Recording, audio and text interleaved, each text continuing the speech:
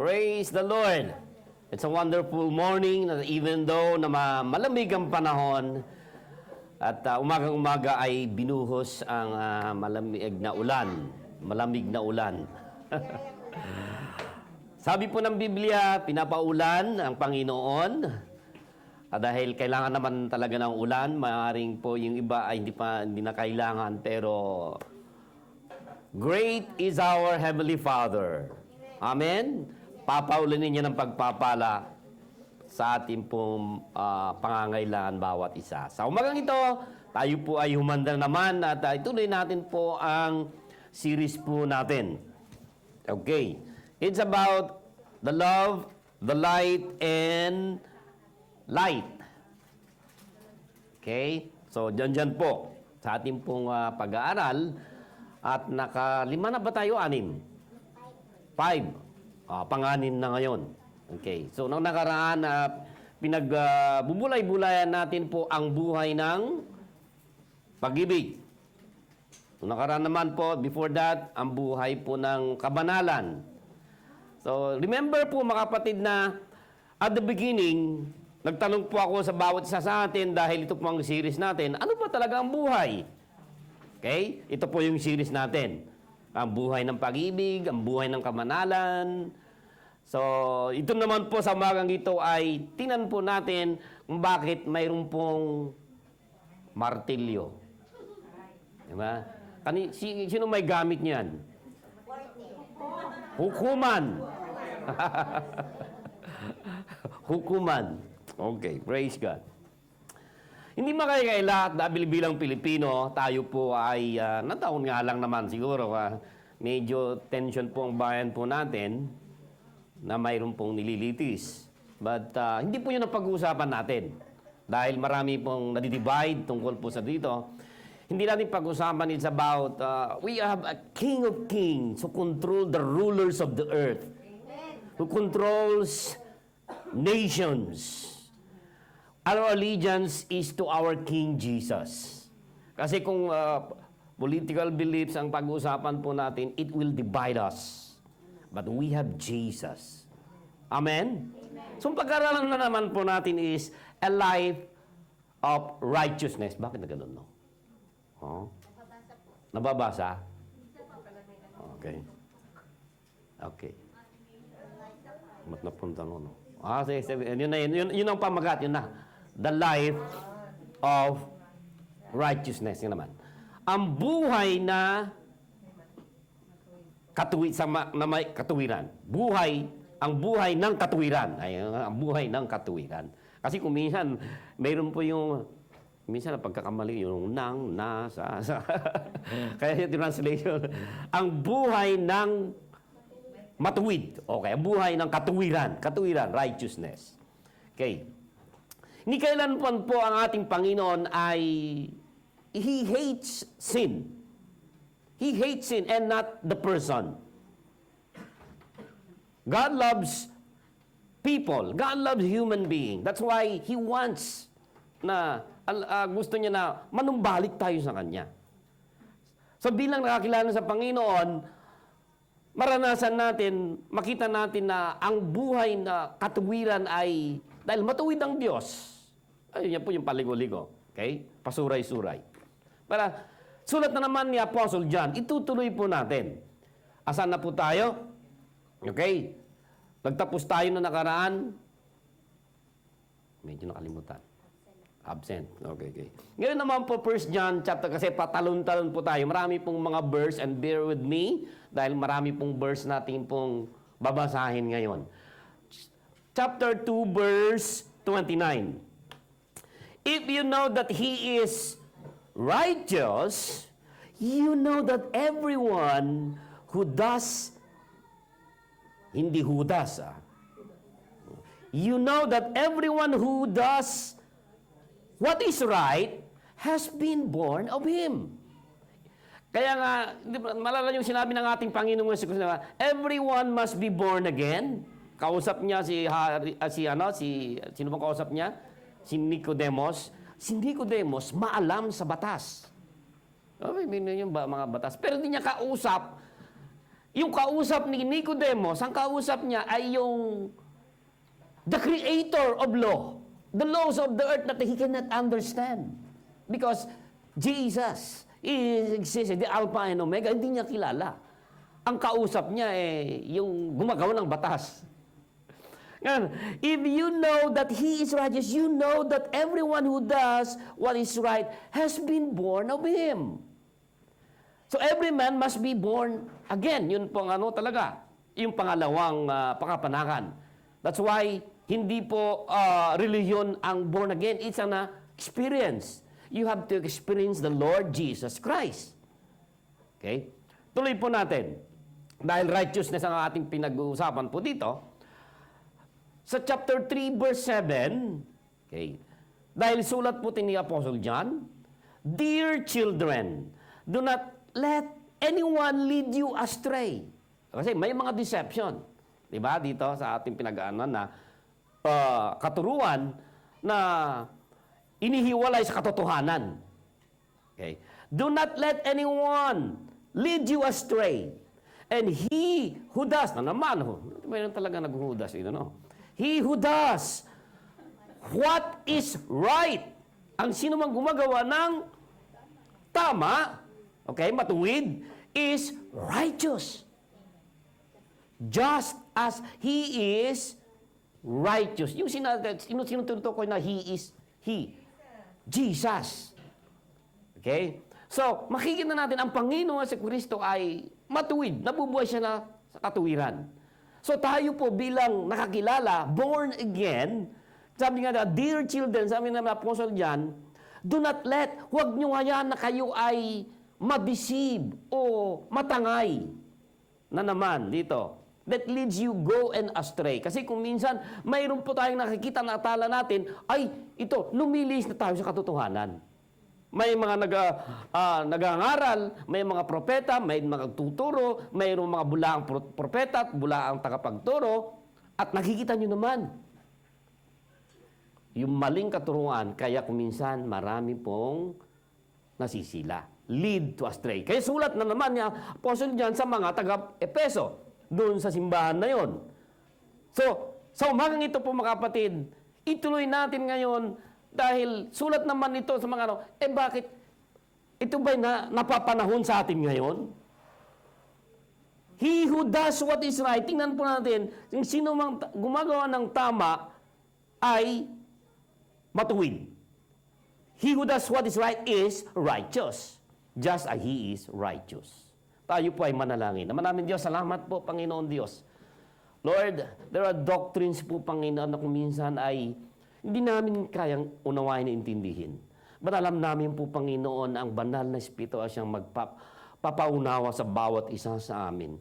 Inihiling namin ang karunungan po, Panginoon, na igawad mo sa bawat makikinig sa umagang ito.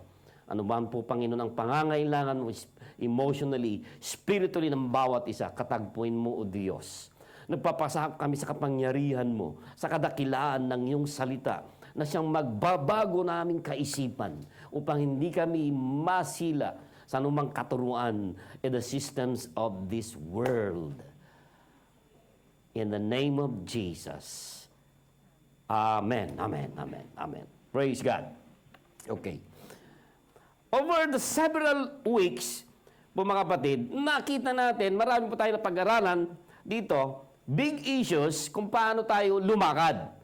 Walking in the light, loving our brother, loving our Jesus, and because of that, narito na po yung pinanghahawakan natin. Dahil sa pananampalataya, naniniwala tayo na we have eternal life. At ito ay walang makakaganakaw yun. Maliban lang kung isusuko natin o paguyo tayo. Okay? Kaya nga dito do not let anyone lead you astray. So nagbabala ngayon si Apostle John. Okay. So umaga ito mga kapatid, madidiscover natin na naman po itong mga katotohanan that will help us na patuloy na lumakad sa liwanag. Na instead po mga kapatid na mabalik na naman po tayo sa kadiliman, nagbabala si Apostle John dito na patuloy tayong lumakad na may pag-ibig, sa kaliwanagan at makikita po sa buhay natin yung buhay na matuwid, na may katuwiran. Dahil si Hesus Kristo na siyang totoo na nabubuhay sa atin dahil matuwid siya, makita nawa more of Jesus, less of me. Amen? Okay. 1 John chapter 3, chapter 3 verse 1 to 2. Okay, tingnan po natin. Okay. How great is the love of the Father? Hindi ko kakantain.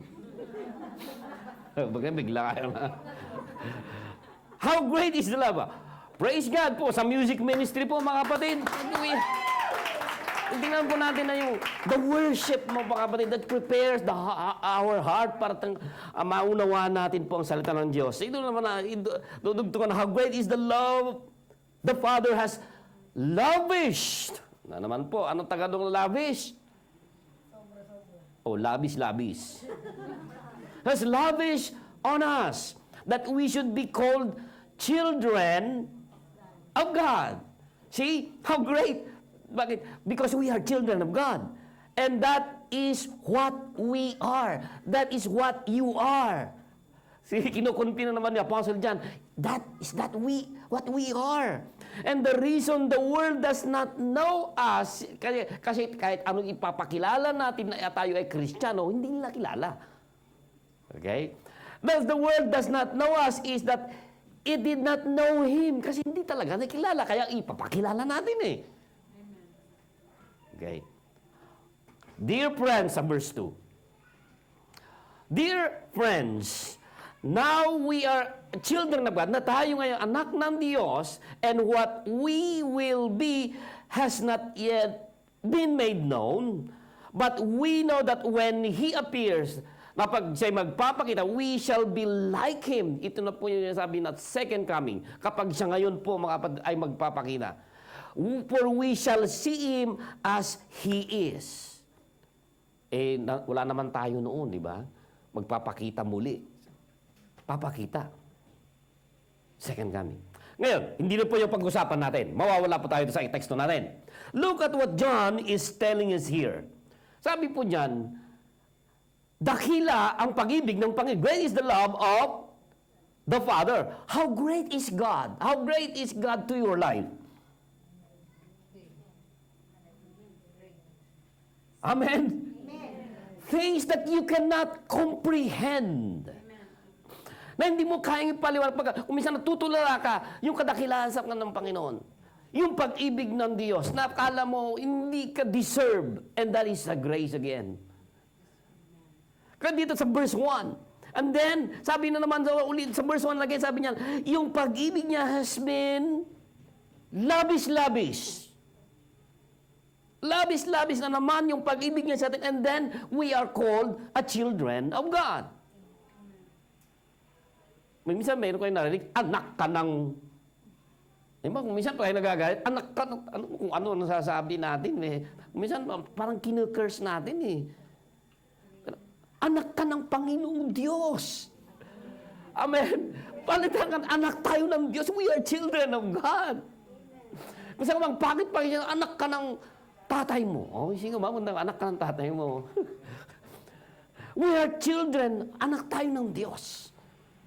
Na hindi natin nakikita, our heavenly Father. That's why pag nanalangin, tinurungan tayo ng Panginoon. Pag kayo'y nananalangin, anong sinasabi na, di ba? Dear Heavenly Father, and even Jesus acknowledged His Heavenly Father. Okay?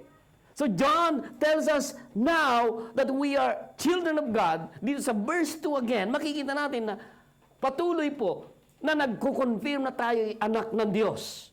Hindi tayo anak ng unggoy. The system of this education, other educational system, sabi niya, nanggaling tayo sa unggoy. Narinig niyo ba yung katuruan na yun? Papayag kayo? Now that you are a child of God, alam mo na, because we are now His children, we are expected to walk righteousness. Dahil ang pag-usapan natin ay buhay ng katuwiran. What is righteousness. Ano po yung katuwiran? Simply means to be right with God. Maging tama tayo sa Diyos. Mag-align natin. Dahil tama ang Diyos. Lumakad tayo na matuwid. Right? Right nga eh, hindi left.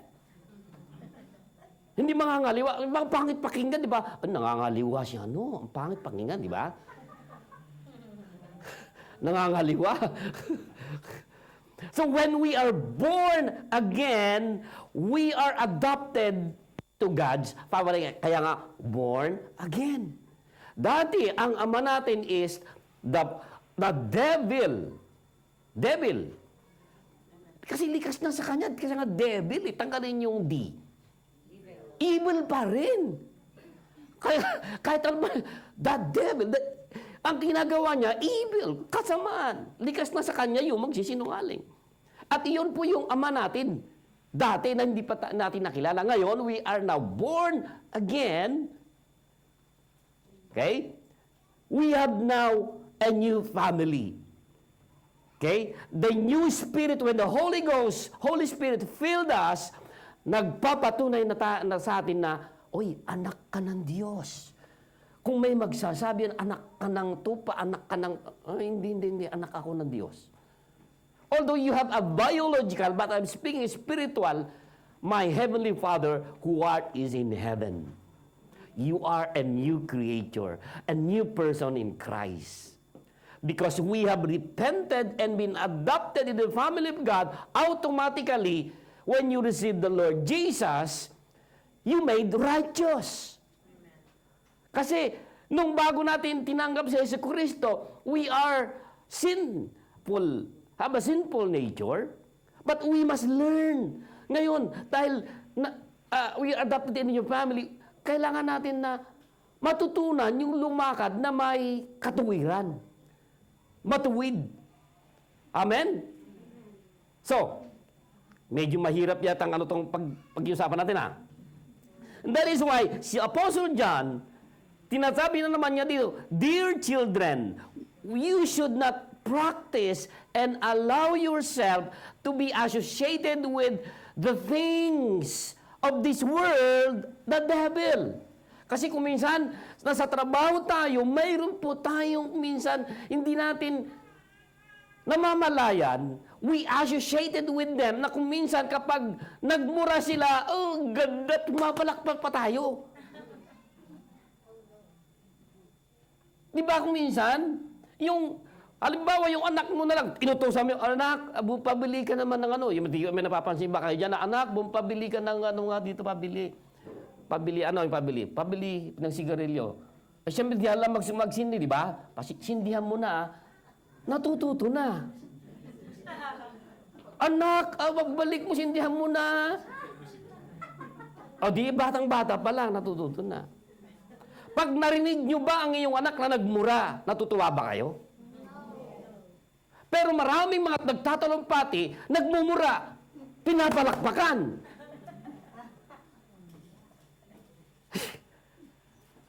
See, so yung philosophy po natin, mga kasi we are entangled in this world. See, kaya dear children, you should not practice sin and allow yourself and be associated with the things of the devil. That's why nung nakaraan po mga kapatid, do not love the world. Una po mga kapatid is, dito ngayon, great is the love, tapos na po yan, hindi ko na iparong kanina, okay.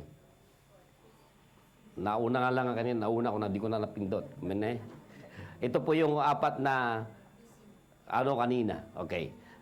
Una, the practice of sin and the devil. Verse 4 hanggang 10. Okay. Verse 4 hanggang 10.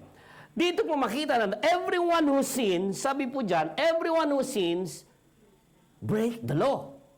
I-define natin ang sin. Sin is, sabi niya, lawlessness. Batas ang pag-usapan natin. Hindi man batas. Law, when speaking to the law, ibig sabihin, the precept of the Lord. In the Old Testament, maraming pong mga law, maraming pong mga commandments na dapat sundin, eh hindi nakakasunod ang tao. Ang dami. 10 Commandments nga lang, masusunod ba natin lahat? 10 Commandments. Thou shall not, thou shall not, thou shall not, thou shall not, thou shall not. Ang hirap. In the Old Testament. Hindi sila nakakasunod. Ano pa lang, utos pa lang una, nang hirap na. But when Jesus came, I am the fulfillment of the law, that if you love, ano niyo ba? Love eh. So, ibig sabihin, pag mahal mo ang Panginoong Diyos, lahat magagawa mo na ngayon. Yung commandments na yon.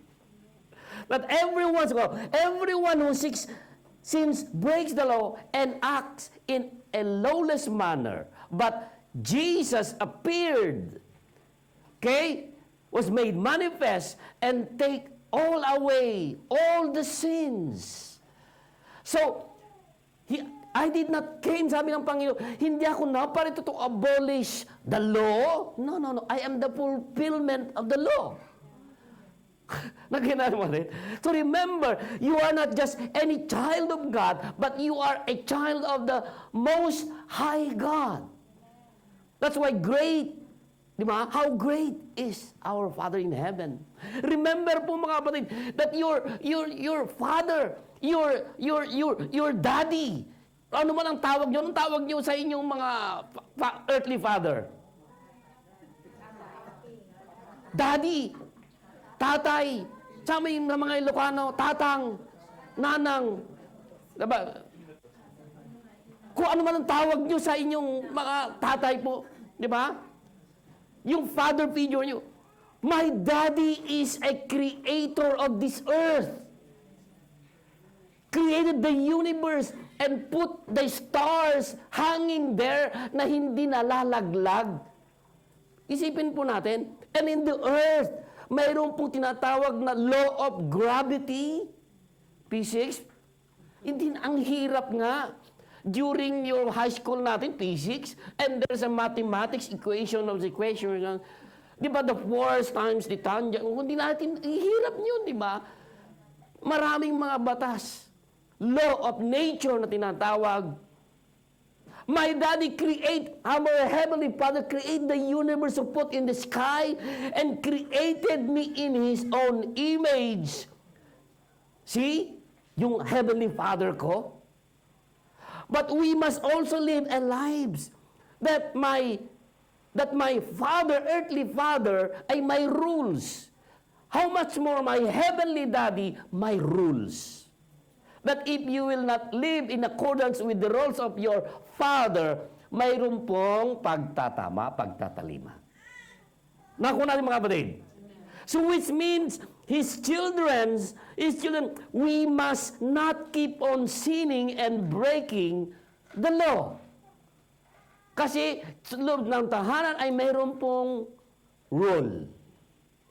And John tells us that those who continue in sinning and breaking the law have never really understood, hindi na naunawaan, or known the true privilege of being the sons of God. That's why si Apostle John sumulat sa mga taga-Epeso. So, maunawaan. Kasi kapag alam natin na ang Diyos ay banal, matuwid, we will not practice sin.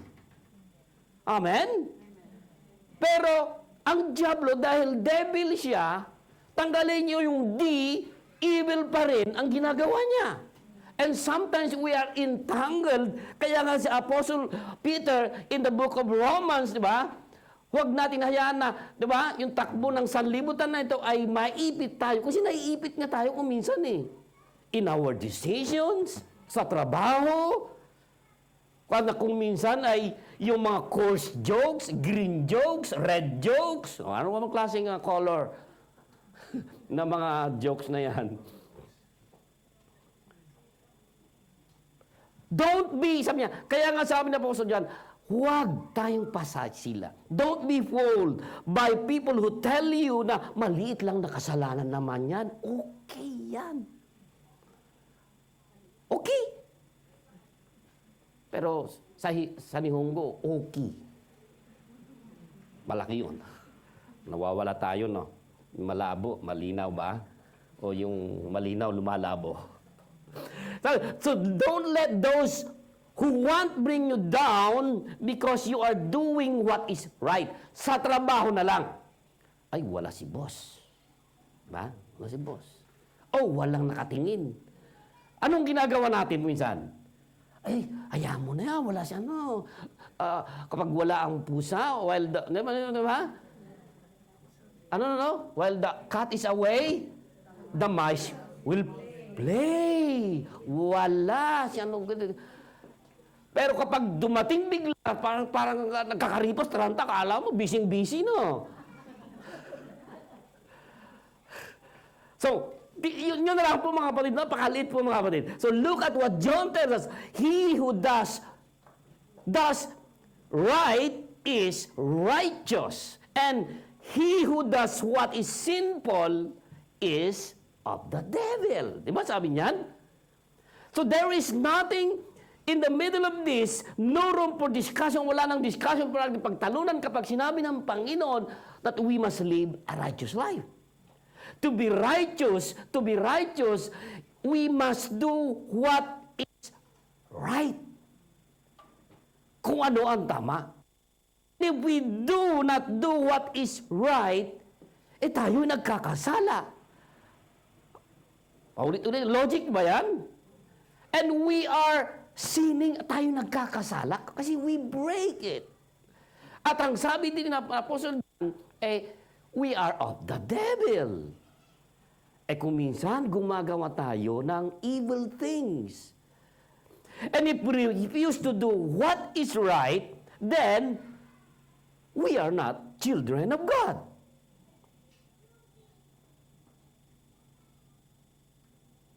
Amen, mga children of God? Am I lecturing about law?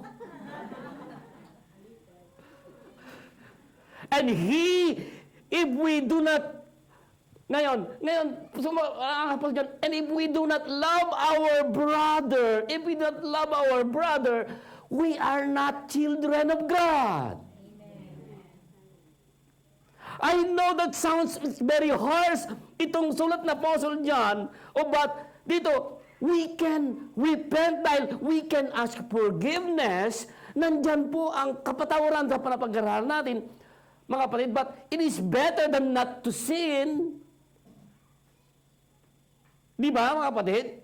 And John tells us dito, mga kapatid, that we should not sin, but if we do na magkakasala, patuloy po tayo nagkakasala, and we are of the devil by not loving our brother.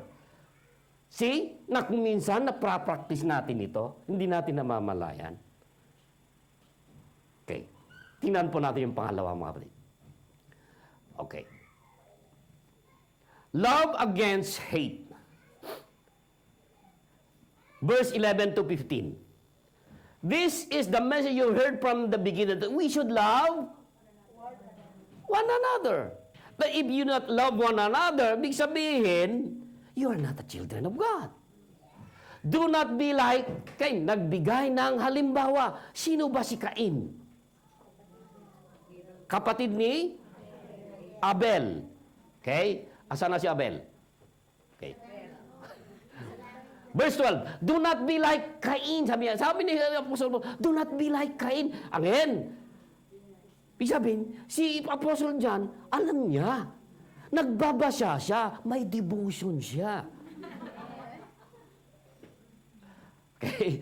So, John then begins to describe that this battle that is taking place between love and hate. And by taking an example about Cain. Cain, alam natin po mga kapatid, murdered his brother.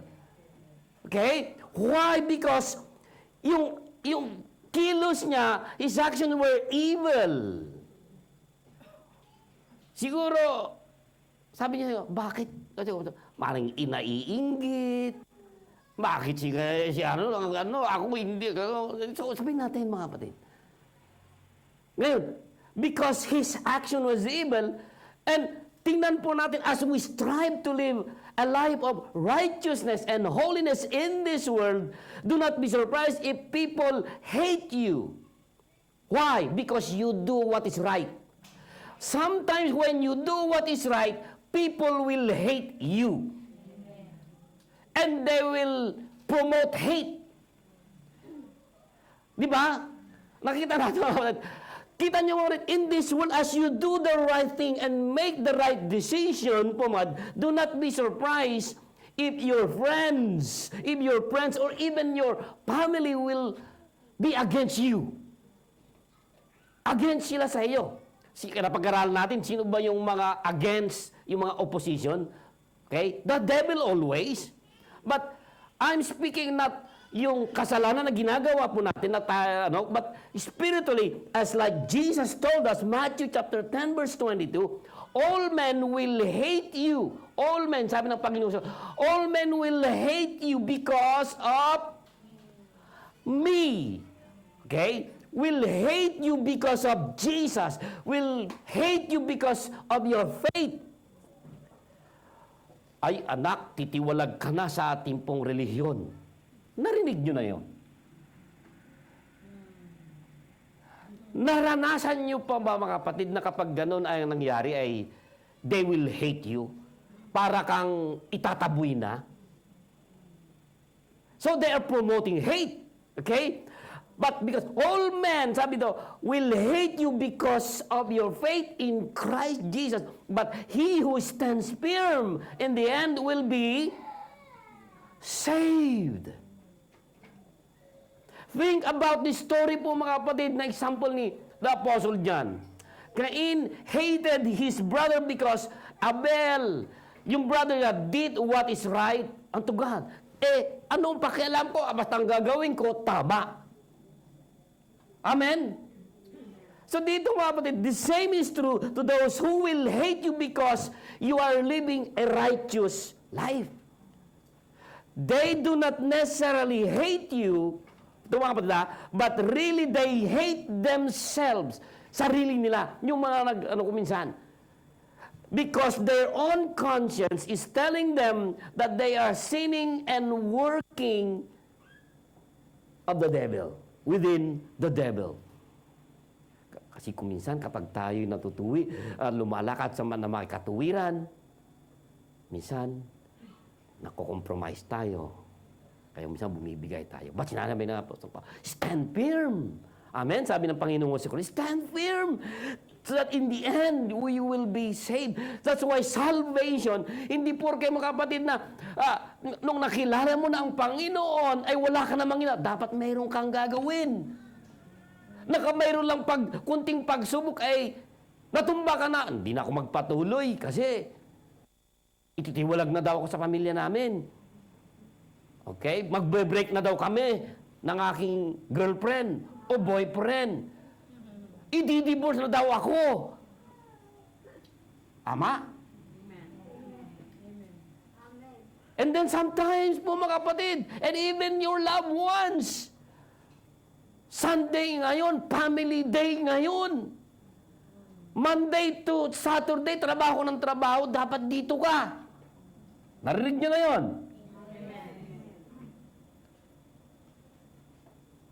And sometimes, even in the Christian circles, nga pala, no. So dito mga, they do not necessarily hate you, but they are hating themselves because of their own conscience is telling them that they are sinning and working of the devil. So instead of repenting and giving our lives to God, na kung minsan yung mga may hate sila sa atin, they last out to remind them that their own sinfulness ay patuloy silang nagumagawa. So, what if people hate you for doing what is right? What if people hate you dahil ang ginagawa mo ay tama? Minsan natatahimik tayo, no? Napipipi tayo, no? Do the right thing anyway and let God sort out of the rest? Wala tayong magawa? Kung minsan nga, nakikibaka tayo eh. Sa maling kaparaanan. Tawag doon parang, ang ipinoprote natin eh, i-hate natin ang tao. Naku natin, kaya kung minsan mayroong hate, racism. Diba? Ang mga Pampangan, mga Ilocano, di ba? Eh kung minsan parang mga regional, o nga, ganyan naman talaga ang mga Pampangan, ganyan naman talaga ang mga Bisaya. Huwag lahat-lahat.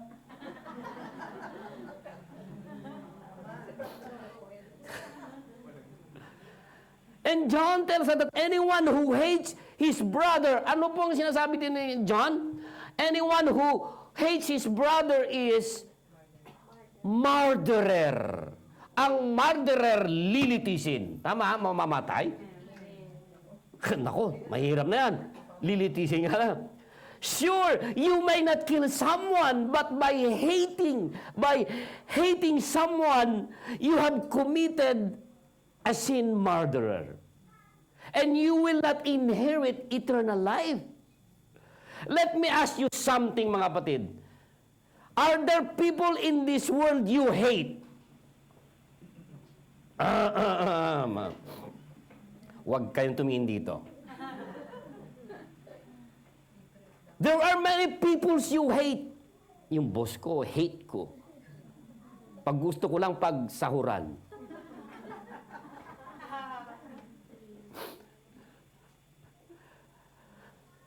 And kung pumunta kayo mga kapatid, culture, hate, kapag hindi siya puti, ayaw ko.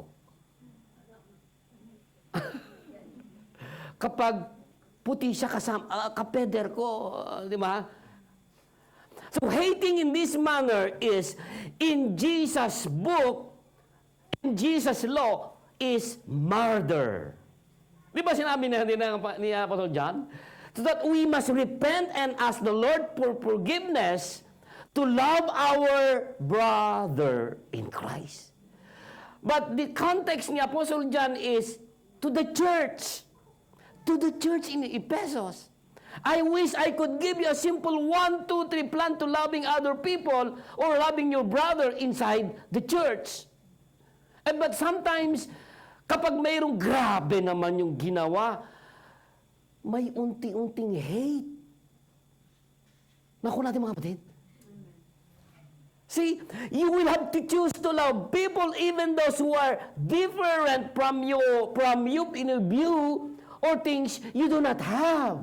Mayroon po silang mga cultural beliefs na kinalakihan, family beliefs, family values, your value is different from them, yung perspective niya.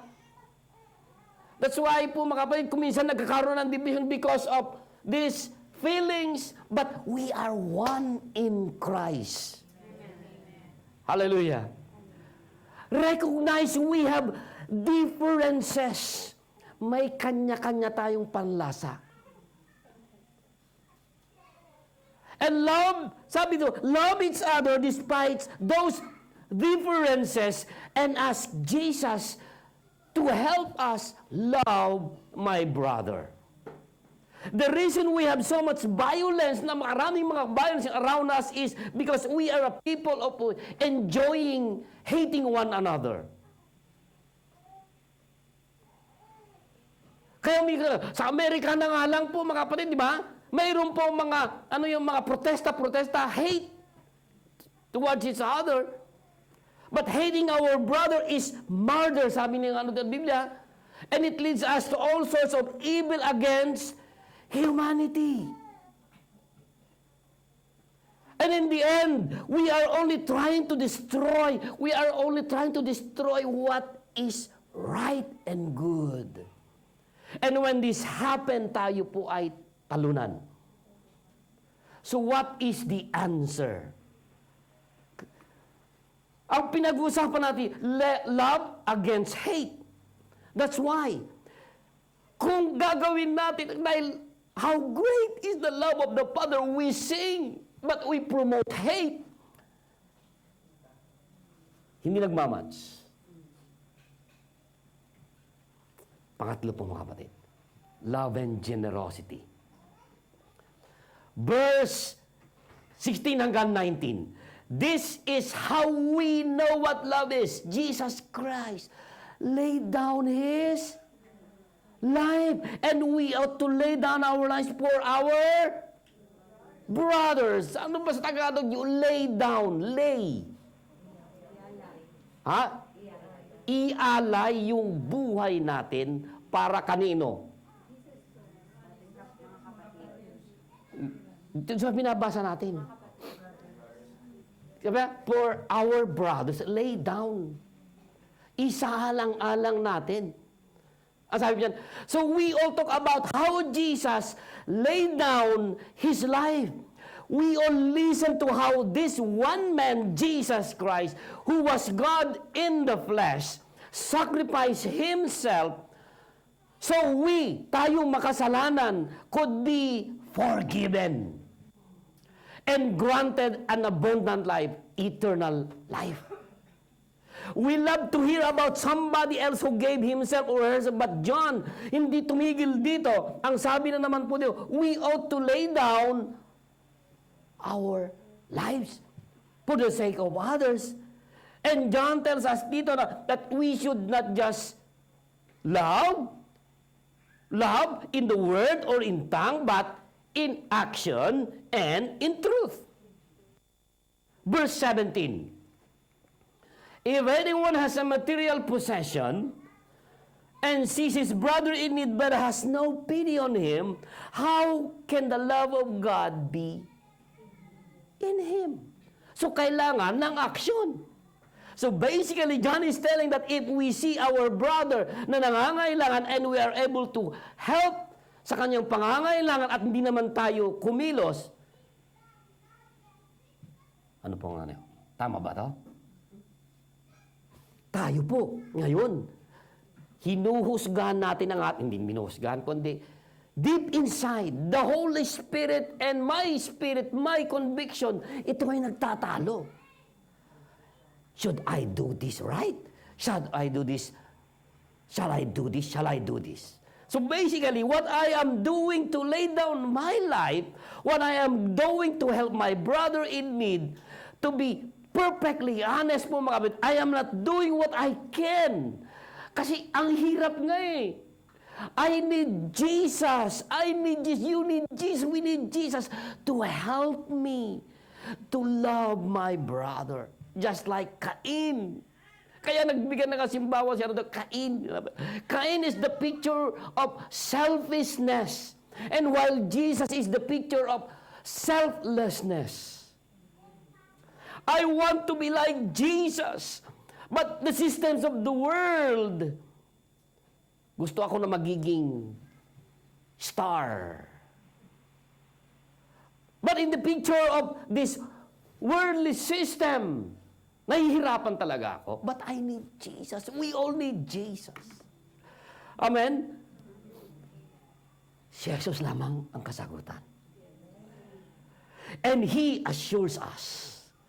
Kaya ito po ang assurance mga 19 hanggang 20. This is then how we know. This is then. Kaya nga po mga kapatid, sa salita ng Diyos, dito po tayo babalik.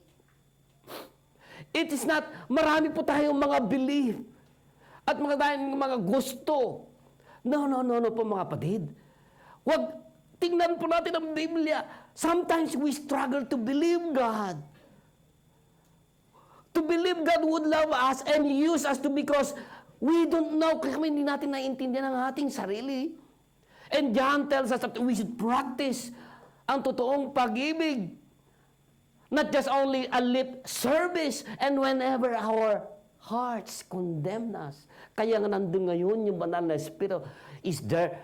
Sabi ni ngayon ni Apostle Peter, there is now no condemnation for those who are in Christ. There is assurance and the Word of God nag-assure na naman. He assured us. That's why basahin natin po mga kapatid ang Biblia para i-assure sa atin na tayo anak ng Diyos. Amen? And this is how we truly, that we are abiding in Christ, but as we try to practice totoong pag-ibig, really love, we have these doubts, but sometimes we criticize ourselves. And not only ourselves, but others. We love to criticize. And we think we are being a hypocrite sometimes. And John tells us to remember that in those times of our, kung minsan nagre-reflect, nagmuni-muni po tayo, there is a self-criticism in our life and self-doubt na tayo nag-aalangan sa dakilang pag-ibig ng Diyos. Kaya nga sumulat ngayon po mga kapatid na naman sa Apostle John sa mga taga-Epesos. At para sa atin po mga kapatid, that how great is the love of God that is in us. Amen?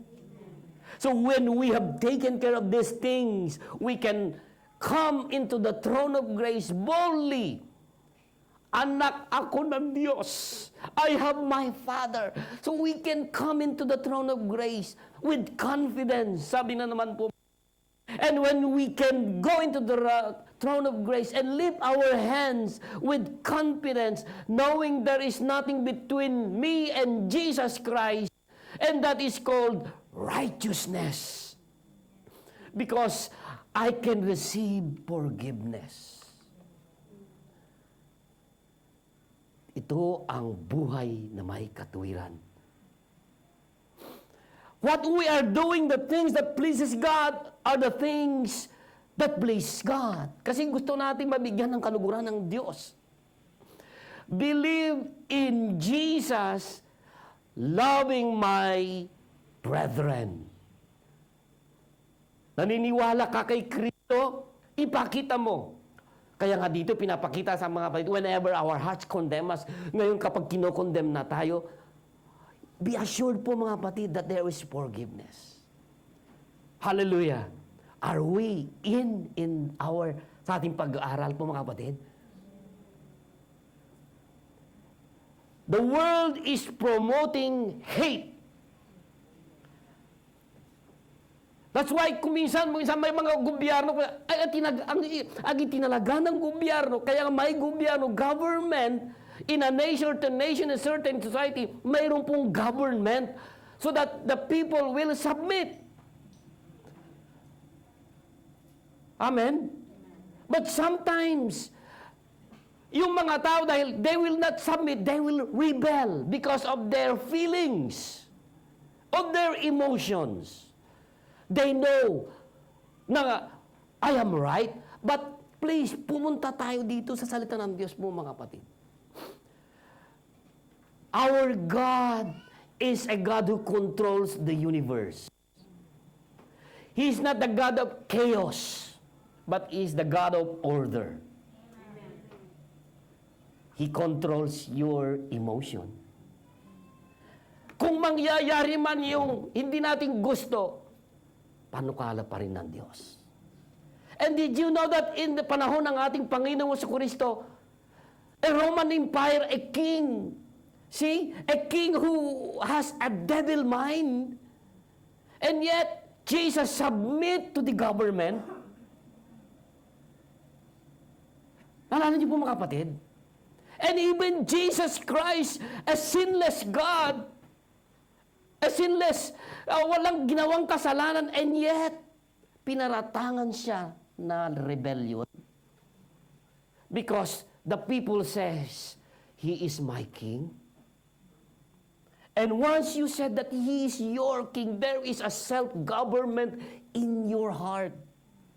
You do what is right. Amen? So there is the Spirit of God in you that testify that you must do what is right.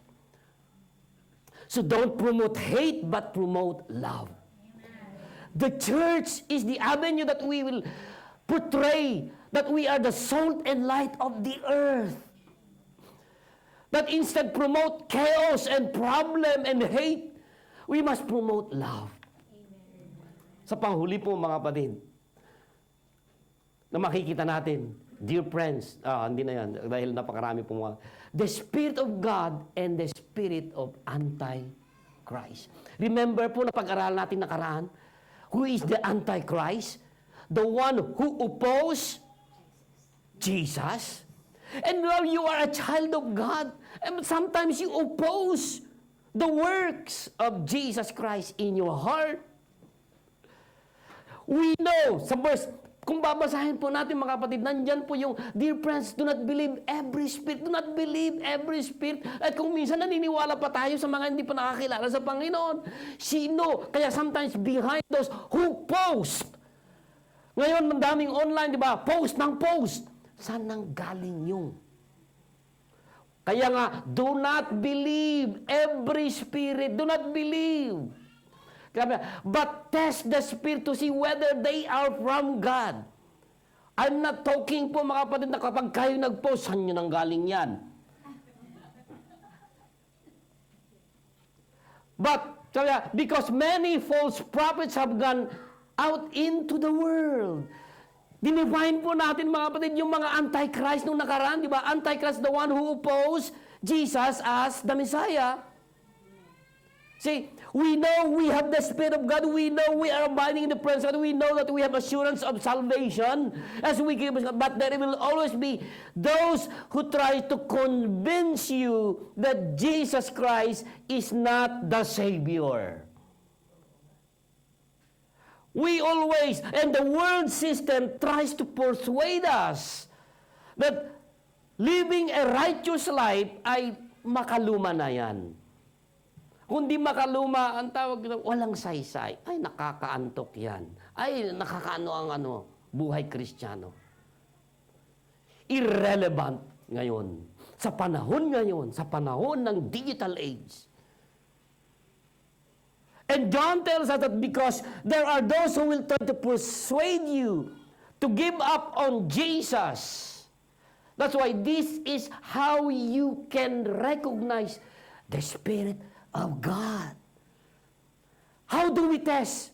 How do we test the Spirit that we come face to face every day of our life? Kasi mayroon po tayong sariling mundo. Ano yung mga mundo nyo ngayon? Saan kayong mundo ngayon? Na kung minsan ayaw mapakialaman. Ito ang mundo mo.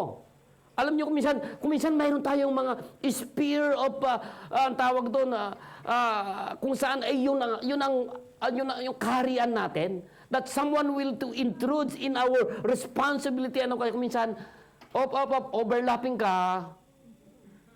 Di ba kung minsan? So, dito po mga kapatid, atong pinapana, the Spirit of God and the Spirit of Antichrist, hindi magkano yan eh. Laging opposed ang Antikristo. Kaya nga sabi, there will come a time that Antichrist, ang mga Antichrist ay nauna na. Nandyan na.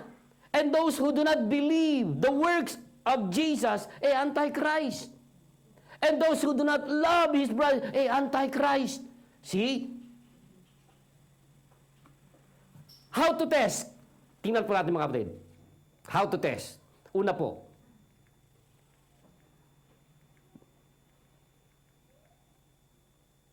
practical ways to know if someone is telling you is from God or from the devil. Observe. Observe natin. Instead of just believing what people say, watch. Watch what people do. Kung anong kanilang mga ginagawa. Are their words and action nagmamatch? O sabihin natin na, ay nakalimot. Kaya nga, nagpapalalanan. Okay? If not po mga kapatid, then reject their words as spirit that is not from God. Kaya nga, i-observe natin. Kaya, halimbawa, minsan ganito lang, may nag-post. Sino ba yan nag-post? And there are many fake news trying to destroy the ones whom you do not like. Di ba gusto mong siraan? Ngayon lang gusto mong siraan? Di ba kung minsan may mga kung minsan picture mo lang kumakanta na, hindi ka naman kumakanta ah.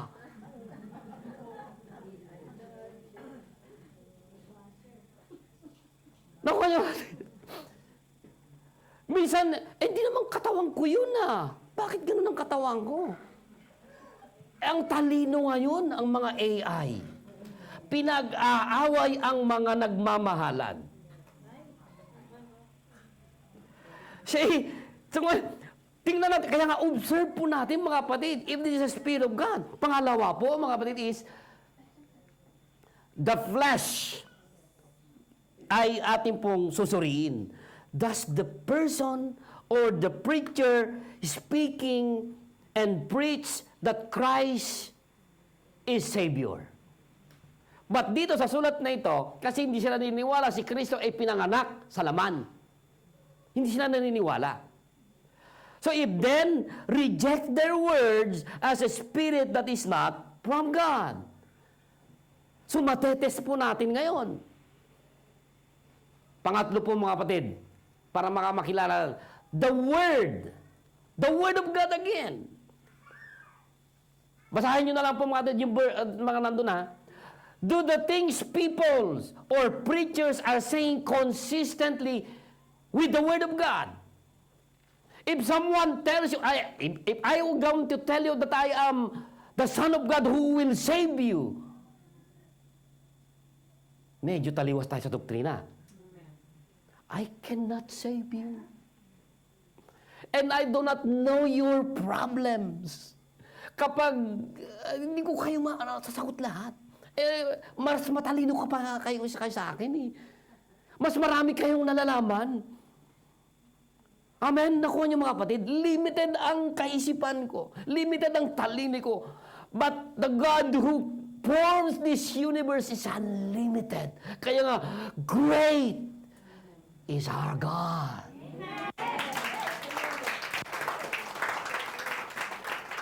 May pangangailangan kayo. Huwag na kayo lumapit sa katabi niyo. Lumapit kayo sa Diyos na nakakaalam ng tunay na pangangailangan. Nasaktan man kayo, hindi ka mauunawaan eh. Maybe, nakikisimpatize lang, pero may limit. But our God, the great God, lavish, nga sabi, lavish. Ang probisyon ng Panginoon. That's why, mga kapatid, this of course means that you know the Word of God through study. That's why, hindi lamang po tayo nakikinig pat pag-uwi natin, basahin natin, study and read. If this is from the Word of God, una po makikilala sino yun? Nag-post. Ang nag-post dito, si Apostle John. Sulat na po ipinost niya, ngayon naging salita ng Diyos, pinapag-aralan natin. And it confirms in our heart. Nagets nyo? Not knowing the word, kasi kapag hindi tayo nagbabasa, it will lead you to open to deception from false teachers and false prophets. Kaya kailangan tayong magbasa ng salita ng Diyos. Hindi lamang po kayo na ipagbabasa ko kayo. Amen. Do it. At mga huli po mga kapatid is, listen. Listen. Iba po yung hearing, iba po yung listening. Hearing, it consists the voice. Di ba? But listening from your heart is yung pagmuni-munihan mo. Iba yung listening. Yung process is pupunta sa mind. Yung hearing only the voice that you can hear, but you cannot get the message. Listening, are those folks willing to listen to the Word of God, or are they too wrapped up in their own opinions about God? It's not our opinion, but to the Word of God. If they will not listen to godly people or to the Word of God, then they are not from God. They will Babasahin nila and they will use the Word of God. And even the devil used the Word of God. Nung naengkwentro ng Panginoong Jesucristo, habang siya po naengkwentro ng Panginoong Jesucristo, di ba? Ginamit niya ang salita ng Diyos. See? Matalino ang diablo. Pwede niyang gamitin ang salita ng Diyos. So let us listen. But kung saan mayroon pong deceive. So we can now recognize from falsehood. Don't believe everything you hear. Don't believe everything that you see in this age of internet. Don't believe. Dahil napakaraming fake news. Paganahin natin ang ating faith. Amen. Faith news from Jesus, who is the Savior. So all my needs, this is faith. And did you know that the devil disguises him as an angel of light? The devil can speak through people and lead them astray. But we must test through the Spirit that there is Antichrist na gumagala. And even now, and even in the church, maybe your feelings, it will say, you will anti. Kaya nga sabi niyo nung pinag-aralan natin, akala natin na kasali siya. Akala tumanggap kay Kristo Jesus. Humagulgul pa nga tumanggap, pero asaan sila? Amen? Hindi nagpatuloy. And as a child of God po mga kapatid, you are expected to live a righteous life and a holy way. We reject sinful desires of the world and do not give ourselves over the things that destroy our testimony. We stand against hate by loving Jesus always. Amen? And if you love Jesus, you can love your brethren. We demonstrate our life through generosity and kindness in those who nangangailangan. And knowing that if we love Jesus and our brother, it will assure us that we have nakamit natin po ang eternal life. Amen? And as we, the children of God, seek to walk alive, live in truth, we may recognize the Spirit of God is at work in our church, in your life, and in my life. So let us live a life of righteousness. Pagpalain ka ng Panginoon.